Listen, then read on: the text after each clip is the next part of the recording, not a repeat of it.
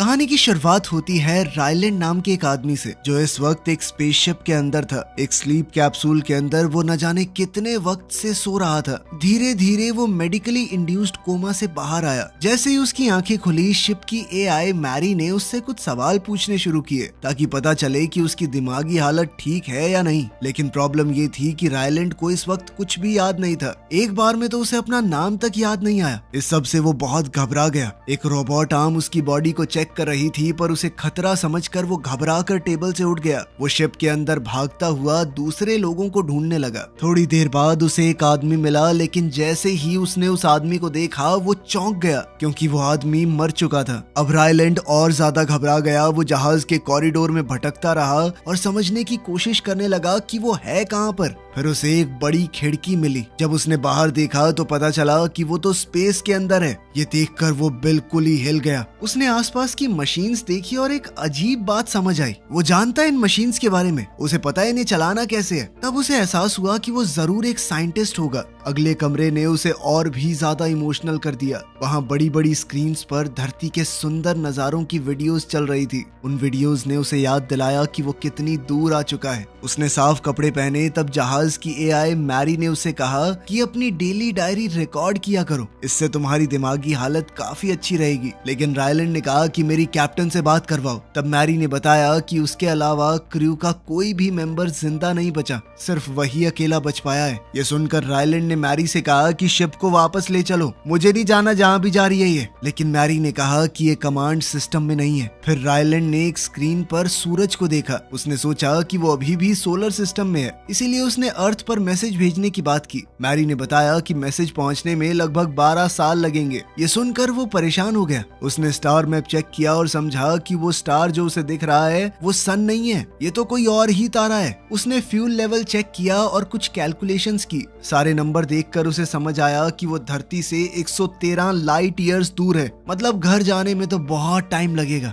ये समझकर वो बिल्कुल टूट गया। तभी उसके सर में दर्द हुआ और कुछ पुरानी यादें वापस आने लगी। उसे याद आया कि वो एक मोलेक्युलर बायोलॉजिस्ट था, लेकिन बाद में वो स्कूल टीचर बन गया था। उस वक्त दुनिया भर में एक खास खबर के बारे में बहुत ज्यादा बात हो रही थी। सूरज के आसपास एक अजीब सी लाइन आ गई थी। उसने अपने स्टूडेंट्स को समझाया कि इस लाइन को पेट्रोविच लाइन बोला गया है और ये सूरज से लेकर वीनस तक जा रही है और धीरे धीरे इससे सूरज बहुत कमजोर हो रहा है। उसने बच्चों को बताया कि अगर ये प्रोसेस चलता रहा तो 30 साल के अंदर धरती ठंडी होने लगेगी। एक स्टूडेंट डर गया कि जिंदगी खत्म हो जाएगी क्या सर? पर रायलैंड ने कहा कि दुनिया के बेस्ट साइंटिस्ट सॉल्यूशन ढूंढने की कोशिश कर रहे हैं। 30 साल से पहले तो कुछ ना कुछ ठीक हो ही जाएगा। वापस से शिप के अंदर रायलैंड ने अपनी दाढ़ी काटी। जब उसने सप्लाईज चेक की तो उसे वोडका मिली। वो अकेला था तो उसने थोड़ी बहुत पी ली और कुछ खाना भी खाया। फिर उसने क्रू का बचा हुआ सामान देखा और उसकी और यादें वापस आई। अकेलापन कम करने के लिए उसने कपड़ों से एक डॉल बनाई और उसके साथ डांस किया। उसने एक बोर्ड पर नोट्स लिखने शुरू किए ताकि वो समझ सके कि वो कौन है। तभी उसे एक और मेमोरी याद आई। एक दिन स्कूल के बाद एक साइंटिस्ट ईवा उससे मिली थी। उसने रायलैंड का रिसर्च पेपर पढ़ा था जिसमें उसने लिखा था कि जिंदगी के लिए पानी जरूरी नहीं होता। रायलैंड ने कहा कि मेरे पास क्यों आई हो तुम? मुझे नौकरी से निकाल दिया गया था, अब मैं एक स्कूल टीचर हूँ। इस पर ईवा ने उसे याद दिलाया कि तुमने अपने सीनियर को गधे का बच्चा कहा था, इसीलिए निकाला था तुम्हें। अब ईवा ने उसे बताया कि हमारे पास उस पेट्रोविच लाइन के कुछ सैंपल्स हैं और उन्हें देखकर लगता है कि रायलैंड की थ्योरी जिसे हमेशा नकारा गया था वो सही हो सकती है। ये सुनकर रायलैंड उसके साथ काम करने के लिए तैयार हो गया। लैब में उसने सैंपल्स को टेस्ट किया। वो सैंपल हिल रहे थे, लेकिन उनके अंदर देख पाना कि वो किस चीज से बने हैं बहुत मुश्किल था। काफी एक्सपेरिमेंट्स के बाद पता चला कि ये जो भी है ये चीज जिंदा है, लेकिन टेस्ट करते वक्त एक सेल बर्बाद हो गया। फिर जब उसके स्ट्रक्चर को स्टडी किया गया तो पता चला कि वो पानी से ही बने थे। ये देखकर वो बहुत चिढ़ गया क्योंकि उसकी थ्योरी गलत साबित हुई। फिर उसने ध्यान दिया कि ये जो सेल हैं ये लाइट को एब्जॉर्ब करते हैं और फिर अपनी जगह से हिलने के लिए इसी ताकत का इस्तेमाल करते हैं। ईवा ने कहा कि तुम्हारी थ्योरी गलत है, तुम घर जा सकते हो। लेकिन अब तो रायलैंड की दिलचस्पी जाग गई थी। उसने रिक्वेस्ट किया कि मुझे बस ये 3 सेल दे दो टेस्टिंग के लिए। उसे थोड़ा परेशान करने के बाद ईवा आखिरकार मान गई। अब रायलैंड ये पता लगाना चाहता था था कि ये सेल वीनस की तरफ क्यों जा रहे हैं। सूरज के सबसे पास वाला प्लैनेट तो मर्क्यूरी है, उसे क्यों इग्नोर किया। इसके लिए उसने एक एक्सपेरिमेंट प्लान बनाया। उसने एक डब्बे के अंदर बिल्कुल वैसा ही इन्वायरमेंट बनाया जैसा वीनस प्लैनेट पर है। एक्सपेरिमेंट शुरू होते ही ये सेल तुरंत ही डब्बे के अंदर चले गए। ऐसा होते ही रायलैंड डर गया, अगर ये डब्बा खुला तो ये सेल धरती पर खुले छूट जाएंगे। इसलिए रायलैंड ने गार्ड की मदद से लैब को सील कर दिया और सारी लाइट्स बंद कर दी, क्योंकि ये सेल लाइट की तरफ खींचे चले जाते हैं। अब जब बिना लाइट के उसने डब्बे को खोला तो उसे 3 चमकते हुए सेल दिखे, मतलब कि ये सेल बढ़ रहे हैं। ये प्रूफ था कि उन्हें सूरज की रोशनी और कार्बन डाइऑक्साइड गैस दोनों चाहिए रिप्रोड्यूस करने के लिए। उसने तुरंत ईवा को फोन किया और कहा कि मैंने बच्चा बनाया है मैंने। बाद में मिलिट्री उसे जेट से एक एयरक्राफ्ट कैरियर में ले गई। इतनी तेज उड़ने की हमारे भैया को आदत नहीं थी, तो वो नींद की दवाई लेकर सो गया और कैरियर पर पहुंचते ही उसने कई बार उल्टियां मारी। इसके बाद ईवा ने उसे दुनिया के सबसे बड़े साइंटिस्टों से मिलवाया। बाकी सबने भी उसके किए हुए एक्सपेरिमेंट को दोहराया और बिल्कुल सेम रिजल्ट मिला। उन सेल्स का नाम अब रखा गया एस्ट्रोफेज। लेकिन अभी भी सूरज के कमजोर होने का खतरा मंडरा रहा था। साइंटिस्टों ने फैसला किया कि उन्हें 2 मिलियन किलो एस्ट्रोफेज बनाना पड़ेगा। रायलैंड ने कंफ्यूज होकर कहा कि हम क्यों इनकी तादाद बढ़ा रहे हैं। तब ईवा ने उसे प्रोजेक्ट हेल मैरी का सीक्रेट बताया। दरअसल सिर्फ हमारा सूरज नहीं, बल्कि दुनिया के बहुत सारे तारे डिम हो रहे हैं। सिर्फ एक तारा सेफ है, जिसका नाम है टाउ सेटी,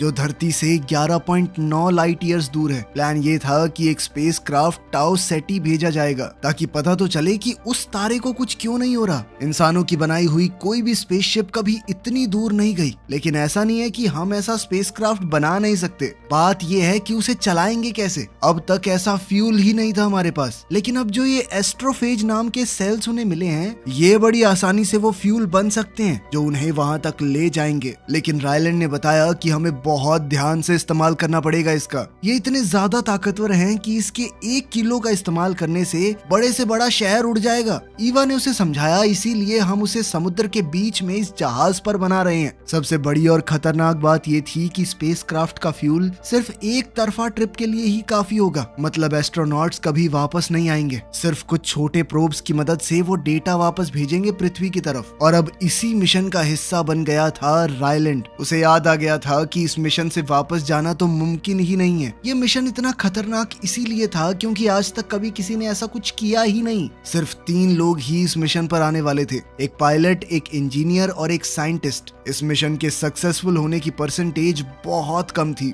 इसी वजह से मिशन का नाम हेल मैरी रखा गया, मतलब एक आखिरी हिम्मत भरी कोशिश।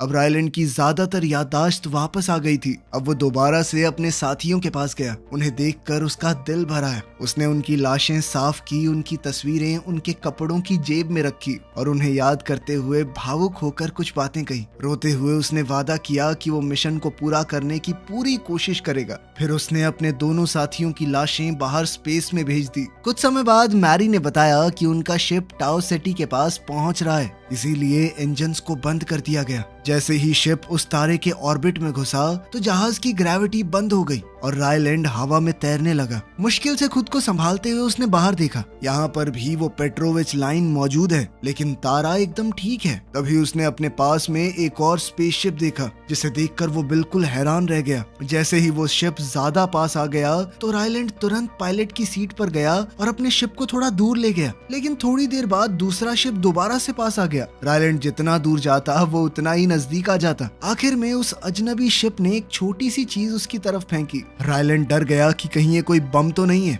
इसीलिए उसने उसे नजरअंदाज कर दिया। वो चीज उसके शिप से टकराकर कहीं और ही चली गई। थोड़ी देर बाद एक और वैसी ही चीज भेजी, लेकिन इस बार रफ्तार बहुत कम थी। तो रायलैंड ने ये सोचकर कि पिछले वाला बम तो नहीं था, तो इसे बाहर जाके पकड़ के देखता हूँ ये है क्या। उसने अपना सेफ्टी सूट पहना और जल्दी से इंस्ट्रक्शंस पढ़कर बाहर निकला। वो आज तक स्पेस में बाहर नहीं गया था। बड़ी मुश्किल से उसने ठीक समय पर जंप लगाकर उस चीज को पकड़ लिया। वापस अंदर आकर उसने उसे खोलने की कोशिश की, पर वो खुली नहीं। थोड़ी जांच करने के बाद पता चला कि वो जीनॉन नाम की एक गैस से बनी है, जो कि उसकी समझ से बाहर थी, क्योंकि हमारे प्लेनेट पर जीनॉन सिर्फ एक गैस है। इन एलियंस के पास ये सॉलिड स्टेट में कैसे है। खैर, तब उसे याद आया कि शिप के अंदर ग्रेविटी बनाने वाला सिस्टम भी तो है। उसने आर्टिफिशियल ग्रेविटी को चालू किया और शिप घूमने लगी। कुछ ही पलों में ग्रेविटी वापस आ गई। फिर उसने उस चीज को दोबारा से जांचा। स्कैन करके दोबारा से जीनॉन ही आ रहा था। इस बार उसने ढक्कन को घुमाया और वो खुल गई। तब मैरी ने चेतावनी दी कि कमरे में कोई फॉरेन बॉडी मौजूद है। रायलैंड ने तुरंत उस चीज को एकदम सुरक्षित एक बॉक्स के अंदर रखा।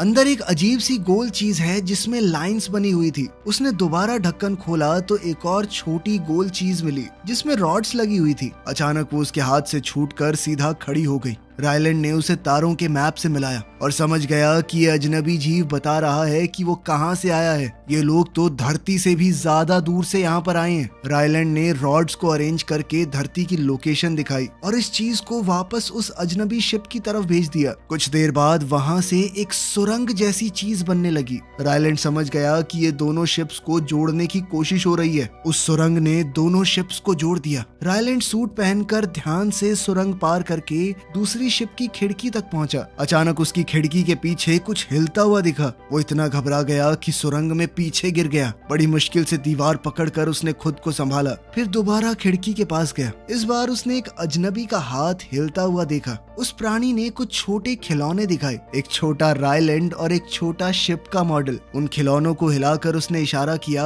कि तुम वापस अपने जहाज में चले जाओ। जैसे ही रायलैंड वापस गया, अजनबी ने सुरंग हटा दी और अपने जहाज को भी रायलैंड की शिप की तरफ घुमाया ताकि वहाँ भी ग्रेविटी आ सके। फिर सुरंग दोबारा से जुड़ गई। इस बार जब रायलैंड अंदर गया तो सुरंग में भी ग्रेविटी थी। उसने नूडल्स से बना हुआ अपनी शिप का मॉडल दिखाया। अब वो अजनबी जीव पास आया। रायलैंड ने देखा कि वो चलते फिरते पत्थर जैसा लग रहा था। जब रायलैंड ने हेलो बोला तो उस प्राणी ने एक डरावनी सी आवाज निकाली। रायलैंड डर गया और उसने अपने हाथ में रेंच उठा लिया। इससे वो दूसरा जीव भी डर गया, जिसके लिए रायलैंड ने तुरंत उससे माफी मांगी। जैसे जैसे रायलैंड हाथ हिला रहा था, वो जीव भी उसी तरह हिल रहा था। दोनों ऐसे ही कुछ देर तक अजीबोगरीब पोज करते रहे। धीरे धीरे उनके बीच भरोसा बढ़ने लगा। फिर उस प्राणी ने खिड़की पर थपथपाया और पीछे देखने का इशारा किया। वहाँ पर एक और मैसेज है। रायलैंड ने जब वो मैसेज खोला तो एक अजीब सा कॉलर मिला। वो जीव इशारे में बोल रहा था कि हेलमेट को उतारो, लेकिन रायलैंड ने मना कर दिया। तब उसने कॉलर को ध्यान से देखा तो रायलैंड समझ गया कि ये बोलना चाहता है ऑक्सीजन बनाई है मैंने, यहाँ पे सांस ले सकता है तू। थोड़ी देर सोचने के बाद उसने हिम्मत करके हेलमेट उतार दिया और वो खुश हो गया क्योंकि वो आराम से सांस ले पा रहा था।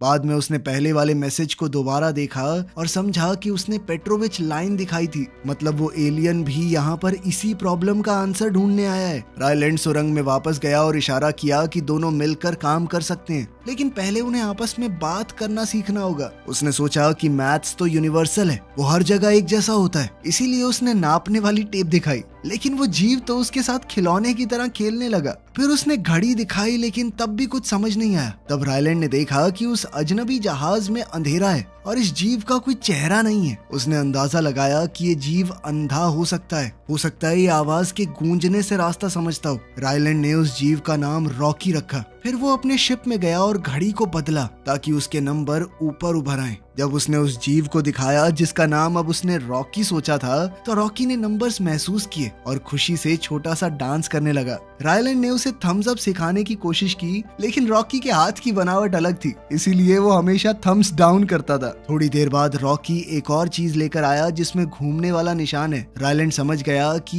ये उनकी घड़ी है। फिर रायलैंड अपना लैपटॉप और माइक लेकर सुरंग में आया। उसने हर नंबर की तरफ इशारा किया और रॉकी की आवाज रिकॉर्ड की। धीरे धीरे उसने रॉकी की भाषा समझने के लिए एआई का इस्तेमाल करके एक ट्रांसलेटर बनाना शुरू किया। इस तरह दोनों एक दूसरे की बात को समझने लगे थे और उनकी दोस्ती और मिशन दोनों एक साथ आगे बढ़ने लगे। रायलैंड ने अपने सारे टेस्टिंग के रिकॉर्ड बनाने शुरू किए ताकि जो कुछ भी वो सीख रहा है उसे बाद में अर्थ तक भेज सके। एलियन अपनी सारी चीजें एक अजीब से मटेरियल से बना रहा था। उस मटेरियल का कोई नाम नहीं था, इसलिए रायलैंड ने उसका नाम ज़ीनोनाइट रख दिया। एक दिन रायलैंड ने रॉकी को एस्ट्रोफेज दिखाया। रॉकी ने तुरंत उसे पहचान लिया और कहा कि ये बहुत खतरनाक चीज है। इससे ये कंफर्म हो गया कि रॉकी भी उसी प्रॉब्लम की वजह से यहाँ पर आया था। रॉकी ने खुशी से कहा कि अब उसे अकेला महसूस नहीं हो रहा। वैसे तो वो भी कई सारे लोगों के साथ आया था, लेकिन सब लोग मर गए, बिल्कुल वैसे ही जैसा रायलैंड के क्रू के साथ हुआ था। दोनों ने फैसला किया कि वो मिलकर स्टार्स को बचाएंगे। अब मॉडल्स और ट्रांसलेटर की मदद से रायलैंड ने अपनी अब तक की सारी रिसर्च रॉकी को समझाई। जब रायलैंड सोने के लिए टनल से बाहर जाने लगा तो रॉकी बेचारा घबरा गया कि वो कहीं मर ना जाए। तब रायलैंड ने उसे सोने का मतलब समझाया। रॉकी ने बताया कि उसकी दुनिया में सब लोग साथ में सोते हैं ताकि सेफ रहें। रॉकी ने कहा कि मैं भी तुम्हारे साथ सोना चाहता हूँ, लेकिन रायलैंड ने कहा, ओए ऐसे नहीं बोलते, गंदी बात लगती है ये। लेकिन तब जाकर रॉकी ने बताया कि मैंने अपने पूरे क्रू को सोते हुए देखा था, लेकिन वो कभी उठे ही नहीं। तब रायलैंड उसकी बात समझकर मान गया। उसने बेड जैसी जगह बनाई और दोनों खिड़की के पास साथ में सो गए। एक फ्लैशबैक में ईवा ने रायलैंड को 3 एस्ट्रोनॉट से मिलवाया जो इस मिशन के लिए चुने गए थे। अभी इस टीम में रायलैंड नहीं था। उन्होंने रायलैंड से कहा कि शिप में ऐसा सिस्टम होना चाहिए जिससे मिशन पूरा होने के बाद सेल्फ डिस्ट्रक्शन ऑन हो जाए, क्योंकि वो भूख प्यास से धीरे धीरे नहीं मरना चाहते। रायलैंड ने उन्हें इंजन का डेमो दिखाया। एस्ट्रोफेज इंजन इतना पावरफुल था कि कुछ ही सेकंडों में उसने 1 टन मेटल को पिघला दिया। आज के दिन रायलैंड अपनी यादों को समझने की कोशिश कर रहा था। तभी उसने एक आवाज सुनी। जब उसने दरवाजा खोला तो देखा कि रॉकी एक छोटा प्रेशराइज्ड बबल सूट पहनकर उसके शिप में आ गया था। रॉकी इंसानों की बनाई टेक्नोलॉजी देखकर इंप्रेस हुआ, लेकिन उसने रायलैंड से कहा कि गंद बहुत फैलाता है तू, गंदा इंसान। रायलैंड ने कहा कि दोनों को अलग अलग अपने अपने शिप्स में काम करना चाहिए। उसने कहा कि मैं यहीं पे एक कमरा बना लेता हूँ, दोनों साथ में काम करेंगे यार, जल्दी हो जाएगा। रॉकी रायलैंड की बात मानता नहीं था। फिर ये भी बात है कि कुत्ता थोड़ी एलियन है, वो भी हमसे एडवांस। रॉकी के खाना खाने का तरीका भी उसे बहुत अजीब लगा। रॉकी दीवार के आर पार देख सकता था और उसकी सुनने की ताकत बहुत तेज थी, इसीलिए रायलैंड को बिल्कुल भी प्राइवेसी नहीं मिल रही थी। खैर, शिप्स की टेक्नोलॉजी के बारे में बात करते हुए रायलैंड को पता चला कि रॉकी की प्रजाति रेडिएशन के बारे में कुछ नहीं जानती। रायलैंड ने उसे समझाया कि रेडिएशन की वजह से ही तुम्हारे क्रू की मौत हुई है। रॉकी बच गया क्योंकि उसकी वर्कशॉप एस्ट्रोफेज के पास थी और एस्ट्रोफेज रेडिएशन से बचाता है। तो उन्होंने फैसला किया कि उन्हें इस सूरज के आसपास वाले एस्ट्रोफेज के सैंपल चाहिए कि कहीं ये अलग तो नहीं। रायलैंड ने शिप्स अलग किया और अपने जहाज को नजदीक के प्लैनेट की तरफ ले गया। सफर 11 दिन तक चला। इस दौरान रायलैंड ने रॉकी को अर्थ की रिकॉर्डिंग्स दिखाई। रॉकी ने बताया कि मुझे अपना साथी याद आ रहा है, मतलब एक तरह से उसकी बीवी जिसके साथ वो 186 साल तक रहा। ये बात रायलैंड को बड़ी अजीब लगी। पता चला कि रॉकी की प्रजाति 300 से ज्यादा साल तक जीती है। तभी अचानक रायलैंड को एक और फ्लैशबैक दिखा। वो शिप के बार में टीम के साथ था। पार्टी में उसका कुछ खास मन नहीं लग रहा था तो वो बाहर निकल गया। बाहर उसे ईवा मिली। रायलैंड ने कहा कि सब लोग इतने खुश कैसे हो सकते हैं, सबको पता है कि ये 3 एस्ट्रोनॉट्स मरने वाले हैं, वापस नहीं आएंगे। ईवा ने समझाया कि इसे ही भाईचारा कहते हैं, ये उनकी मुश्किल काम करने में मदद करती है। फिर दोनों वापस बार में गए और ईवा ने गाना गाना शुरू कर दिया। अब वर्तमान समय में शिप प्लैनेट तक पहुंच गई थी। प्लैनेट के रंग देखकर रायलैंड हैरान रह गया। उसने स्पेस वॉक किया और एक मशीन से लाइट एक्टिवेट की। उस लाइट की तरफ हजारों एस्ट्रोफेज आ गए और एक खूबसूरत चमक बन गई। दोनों ने मिलकर उस प्लैनेट का नाम एड्रियन रखा। सैंपल्स लेकर टेस्ट किए गए तो उन्हें पता चला कि जितने एस्ट्रोफेज प्लैनेट पर आ रहे हैं उतने वापस नहीं जा रहे। ये बड़ी अजीब बात थी क्योंकि वो तो वहाँ पर रिप्रोड्यूस करने आते थे। एक और टेस्ट से पता चला कि एस्ट्रोफेज के साथ साथ एक खास तरह का बैक्टीरिया भी मौजूद है वहाँ पे। इसका मतलब है कि एड्रियन प्लैनेट पर जिंदगी है। ये सुनते ही रॉकी ने कहा कि जरूर इस प्लैनेट पर कोई ऐसा जीव है जो एस्ट्रोफेज को मार रहा है, बिल्कुल किसी शिकारी की तरह। इसी वजह से एस्ट्रोफेज कंट्रोल में है और इतना ताकतवर नहीं बन पा रहा कि सूरज को कोई डैमेज कर पाए। अगर एस्ट्रोफेज खाने वाले इस बैक्टीरिया को हम अपने प्लैनेट पर ले जाएं तो हम अपने सूरजों को भी बचा सकते हैं। अब दोनों ने सोचा कि ये बैक्टीरिया जरूर बादलों में होंगे जहाँ पर एस्ट्रोफेज रिप्रोड्यूस करता है, लेकिन उनका ये जहाज एटमॉस्फेयर के अंदर जाने के लिए डिजाइन नहीं था। रॉकी ने कहा कि हम एक लंबी चेन बना देते हैं जिसे लटकाकर हम सैंपल कलेक्ट कर लेंगे, जिस पर रायलैंड ने कहा कि बिल्कुल मछली पकड़ने जैसा है। लेकिन दिक्कत ये थी कि रायलैंड जहाज का साइंटिस्ट था, पायलट नहीं। उसको ज्यादा एक्सपीरियंस नहीं था जहाज उड़ाने का, इसीलिए उसने पूरी प्रैक्टिस की ताकि शिप ज्यादा एटमॉस्फेयर में न चला जाए, क्योंकि फिर वो प्लैनेट के अंदर खींचे चले जाएंगे। प्रैक्टिस के दौरान रॉकी अर्थ के लिए वीडियोस बनाता रहता। उसे लग रहा था कि पृथ्वी पर लोग उसे लाइव देख रहे हैं। रायलैंड ने बताया कि भाई ये लाइव नहीं है, लास्ट में एक प्रोब भेजेंगे, उसमें ये सारी इंफॉर्मेशन होगी, वो जाएगा पृथ्वी तक। ये सुनकर रॉकी ने कहा कि तू खुद जा तो रहा है, ले जाइयो ना। इस पर रायलैंड ने भारी मन से कहा कि भाई मैं नहीं जा सकता वापस, यहीं मर जाऊंगा मैं, इतना फ्यूल ही नहीं है मेरे पास वापस जाने का। ये सुनकर रॉकी बहुत मायूस हो गया। उसने अकेले में जाकर कुछ कैलकुलेशंस की और बाद में वो रायलैंड के सामने आया और धीरे से कहा कि नहीं मरेगा तू, मैं तुझे फ्यूल दूंगा, मेरे पास इतना फ्यूल है, मैं थोड़ा धीरे चला जाऊंगा, 4 साल ज्यादा लगेंगे मुझे, लेकिन तू वापस जाएगा। अपने इस अनजान दोस्त की बात सुनकर रायलैंड बहुत इमोशनल हो गया। उसने रॉकी के बबल सूट को हग किया। जल्द ही सैंपल कलेक्ट करने का दिन आ गया। रायलैंड ने जहाज को एटमॉस्फेयर के काफी करीब पहुंचाया और चेन के साथ प्रोब नीचे भेजा। जब सैंपल तैयार हो गए तो रायलैंड बाहर निकला उसे वापस लाने के लिए। इस सब में बहुत देर लग रही थी और एटमॉस्फेयर की गर्मी से जहाज को बहुत नुकसान भी पहुंच रहा था। अचानक एक मेटल का टुकड़ा टूटकर रायलैंड से टकरा गया और वो बेहोश हो गया। ये देखकर रॉकी बहुत ज्यादा परेशान हो गया। वो बार बार रायलैंड का नाम पुकारता रहा। थोड़ी देर बाद जब उसे होश आया तो देखा कि प्रोब अभी भी चेन से लटक रहा है। टेम्परेचर बढ़ता जा रहा था तो रॉकी ने कहा कि वापस अंदर आ भाई, बाद में नया सैंपल ले लेंगे। लेकिन रायलैंड ने कहा कि दोबारा नहीं हो पाएगा। वो प्रोब लेने के लिए आगे बढ़ा लेकिन एक और मेटल का टुकड़ा उससे टकरा गया और वो टेदर में उलझ गया। उसने चाकू से रस्सी को काट दिया और सिर्फ हाथ से जहाज को पकड़कर मुश्किल से वापस अंदर आया। जहाज प्लैनेट एड्रियन से तो दूर निकल गया लेकिन उनका एक हिस्सा अभी भी टूट रहा था और धमाके का खतरा बना हुआ था। रायलैंड ने इंजन पूरी पावर पर चला दिए ताकि जहाज जल्दी से दूर चला जाए। सुरक्षित दूरी पर पहुंचने के बाद इंजन बंद किए गए। फिर भी जहाज कंट्रोल से बाहर घूमने लगा। रायलैंड ने चेक किया तो पता चला कि फ्यूल टैंक में छेद हो गया है और 2 कंटेनर से फ्यूल लीक हो रहा था। सिचुएशन खतरनाक थी, इसीलिए उन्हें उन फ्यूल कंटेनर्स को अलग करना पड़ा ताकि शिप बच सके और मिशन जारी रह सके। अब जहाज बहुत जोर से हिल रहा था। इतनी स्पीड में बटन दबाना मुश्किल हो रहा था लेकिन रायलैंड ने हिम्मत नहीं छोड़ी। उसने कोशिश करके दोनों फ्यूल कंटेनर्स अलग कर दिए। जैसे ही वो अलग हुए शिप फिर से सीधा चलने लगा लेकिन अचानक आए झटके की वजह से रायलैंड और रॉकी दोनों बेहोश हो गए। थोड़ी देर बाद रायलैंड को होश आया। उसने घूमती हुई ग्रेविटी बनाने वाली मशीन चालू करने वाला बटन दबाने की कोशिश की ताकि शिप को अंदर से चलाना आसान हो जाए लेकिन उसकी ताकत खत्म हो गई थी। वो फिर से बेहोश हो गया। रॉकी भी होश में आया। उसने रायलैंड से बात करने की कोशिश की लेकिन ट्रांसलेटर काम नहीं कर रहा था। रॉकी बहुत घबरा गया। मजबूरी में वो अपने सेफ्टी बबल से बाहर निकला। बाहर का माहौल उसके शरीर को दर्द दे रहा था। फिर भी उसने खुद जाकर बटन दबाए। फिर रॉकी ने बहुत मुश्किल से रायलैंड को फर्स्ट एड रूम तक पहुंचाया जहां मौजूद मशीनी रोबोट रायलैंड का इलाज करने लगे। इतना सब करने के बाद रॉकी बेचारा खुद बेहोश हो गया। काफी समय बाद रायलैंड को होश आया। उसने फ्लोर पर कुछ निशान देखे जो रॉकी के खून जैसे लग रहे थे। उन निशानों को फॉलो करते हुए वो आगे बढ़ा। थोड़ी देर बाद उसे सुकून मिला क्योंकि रॉकी अपने सेफ्टी बबल में वापस आ गया और आराम कर रहा था। लेकिन ये जानने का कोई तरीका नहीं है कि वो सच में आराम कर रहा है या मर चुका है। अब रायलैंड पहले की तरह उसके पास जाकर सो गया। बाद में रायलैंड ने जब कंप्यूटर चलाया तो रॉकी का एक मैसेज मिला। उसने लिखा था कि उन्हें अपने अपने घरों को बचाना है, इसीलिए रायलैंड तुरंत काम पर लग गया। उसने टेस्ट किए और पक्का कर लिया कि उसे वो बैक्टीरिया मिल गया है जो एस्ट्रोफेज को खाता है। उसने इस बैक्टीरिया का नाम टाओमीबा रखा। फिर उसने उसे जीनोनाइट के डब्बों में बड़ा किया और कुछ बदलाव किए ताकि वो वीनस के एटमॉस्फेयर में भी जी सके। दिन बीतने लगे लेकिन रॉकी अभी तक नहीं जागा। उसने रॉकी का हौसला बढ़ाते हुए उसके बबल पर छोटी छोटी ड्राइंग्स भी चिपका दी।